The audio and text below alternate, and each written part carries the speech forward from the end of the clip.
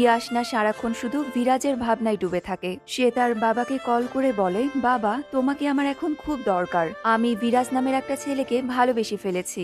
এদিকে মাহি বিরাজকে বলে, আমি ইয়াসনার কাছে যেতে চাই বাবা। তবে বিরাজ বলে, তুমি জানো না কাল ইয়াসনার বিয়ে, আর আমি তাদের এখন কোনোভাবেই ডিস্টার্ব করতে চাই না। কিছুক্ষণ পর বিরাজ মাহিকে নিতে আসে, কিন্তু তাকে কোথাও খুঁজে পায় না। বিরাজ বুঝতে পারে মাহি নিশ্চয় ইয়াসনার সাথে দেখা করতে গেছে, তাই বিরাজ বাবলুকে সাথে নিয়ে ইয়াসনার যেখানে বিয়ে হচ্ছে সেখানে মাহিকে খুঁজতে আসে। এদিকে মাহি এত ভিড়ের মধ্যে ইয়াসনাকে খুঁজে বেড়াচ্ছে। সে যে ইয়াসনাকে দেখতে পায় তখনই মাহি তো খুব খুশি হয়ে যায়, কিন্তু বাবলু মাহিকে দেখে তাকে ডাকতে থাকে। তবে মাহি ইয়াসনার সাথে দেখা করার জন্য জেদ করতে থাকে। বাবলু মাহিকে ধরার জন্য যেই তার কাছে আসে অমনি মাহি দৌড়ে ইয়াসনার দিকে ছুটে যায়। এদিকে অঙ্গদের ভাই তার দলবল নিয়ে বিরাজকে চারিদিক দিয়ে ঘিরে ধরে। বিরাজ তাদের কিছু বলতেই যাবে তখনই সবাই মিলে বিরাজকে মারতে শুরু করে। এদিকে ইয়াসনার মা বাবলুকে বলে, বিরাজ তো আমাকে কথা দিয়েছিল সে আর কখনো ইয়াসনার জীবনে ফিরে আসবে না, কিন্তু আজ সে তার মেয়েকে ব্যবহার করে